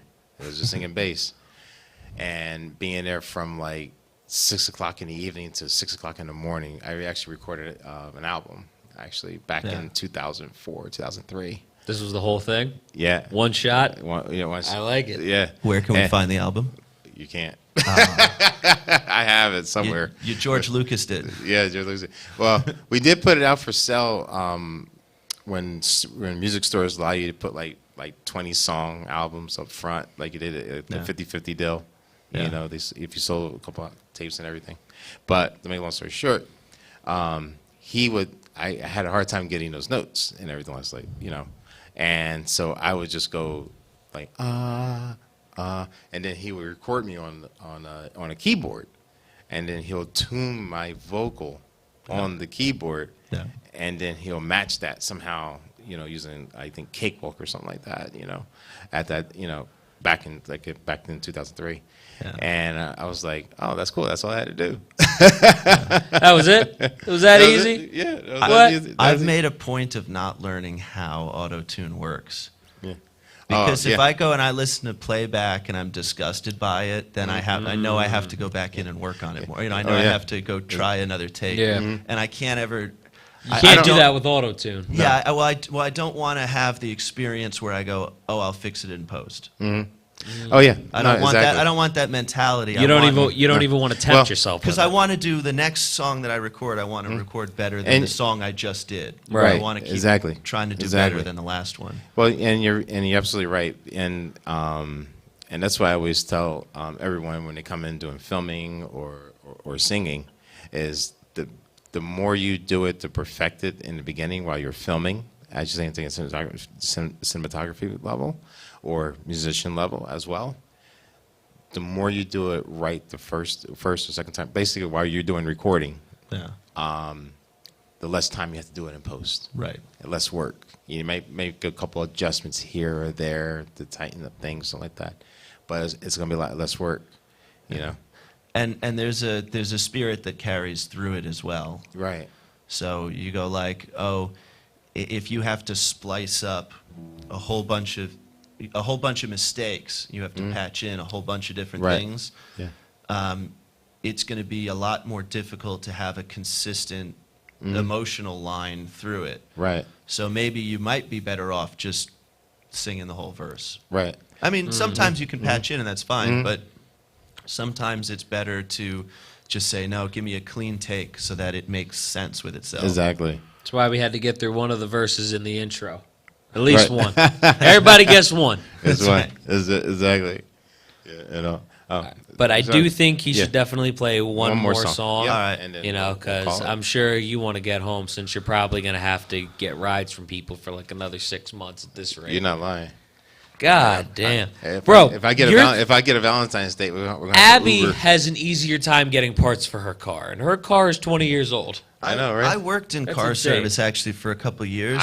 When the pandemic hit, we were Yeah. having trouble getting car batteries. You know what I mean? It's like it's not That even I a specialty believe. part. It's just batteries. I have That a was funny 3 feeling. years ago when the pandemic I know started. they keep using it as an That's excuse. the thing. That's what I'm saying. I have a funny feeling that it might be the headlamp, because my headlamp pretty much literally just exploded, Oh. in the accident. Spontaneously combust, like Well, I was trying to think of another word, but I couldn't. Right now, I'm so tired. I can't pronounce. Burst. It burst. It broke into little tiny pieces. burst into flames. And that's what I'm thinking. And in New Jersey, they'll give you a ticket like bees to honey.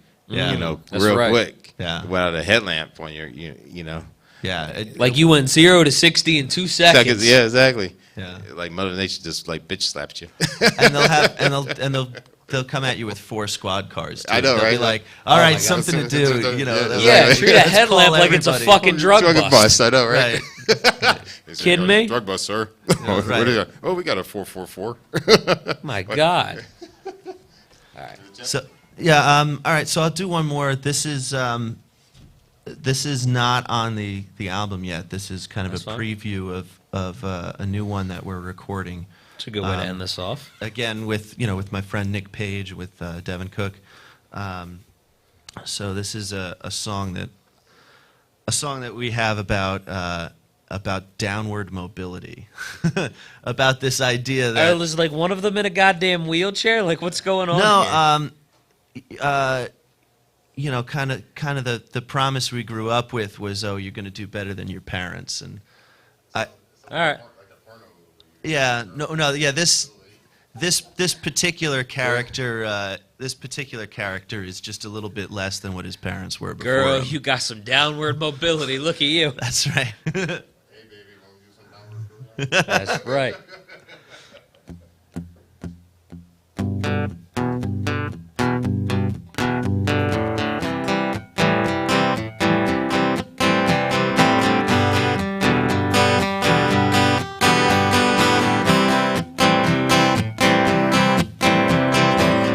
I found all of my marbles right where I left them, with all of the shit that I lost in the move. So if you could remind me when I forget them, I'll bring them back and show them off at school. I'm alright with moving down. Don't look at the tears I'm crying now. I'm alright in my new town.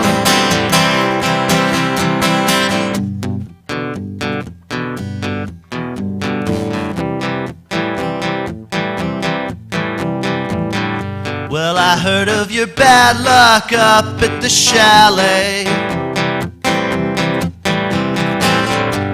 You slipped on the driveway because of the frost.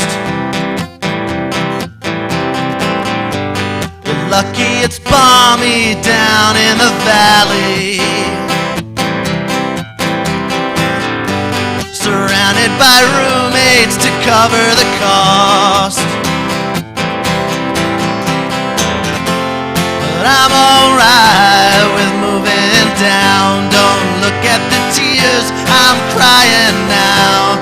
I'm alright in my new town. In my new town.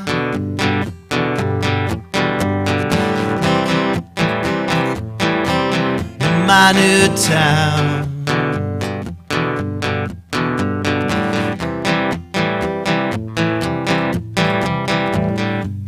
I'm sorry I'm not too cheery at Christmas.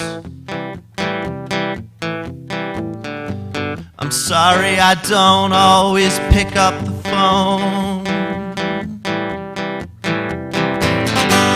I'm sorry I don't give a shit about Grandma,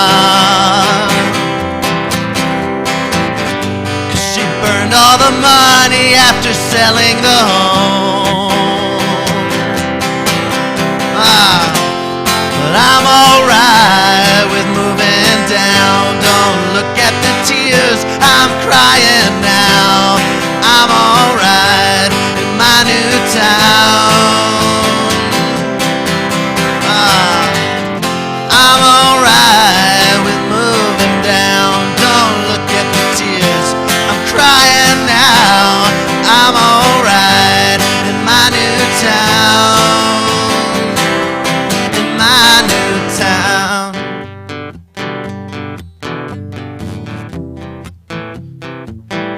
I'm in my new town.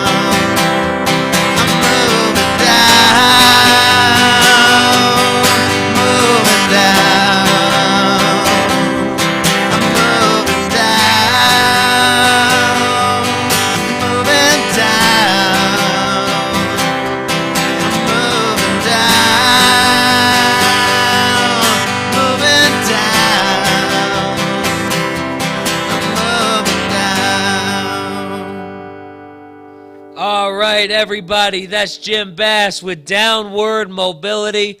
I'm hoping Abby has some of that later. Drum roll. But anyways, Jim Bass, so happy to have you on. Thank you so much. Thank Really, you really for having appreciate it. Would love to have you back on at some point. Really, really enjoyed tonight. And shout out for Deep Orange Jellyfish for joining 2 seconds before we're about to get off. That's an interesting welcome. Instagram name. Welcome and bye. Anyways, hot tag takes here on HamiltonRadio.net, channel HR2. This is a special time. We are normally on every other Tuesday at 9 p.m. Make sure you guys tune into us at HamiltonRadio.net. We always love listening to you guys, and we always love these live shows where we get to do Instagram Live, do a lot of different cool things. Hopefully we could do more in the future. But shout out to Ruben, shout out to Jim, shout out to Mitch, who left us. What a bitch. All right. But anyways, we will see you guys this Tuesday, January 24th. That is the Tuesday we're supposed to do it. So we will be back in 2 days. Can't wait to see all you guys then. Deuces.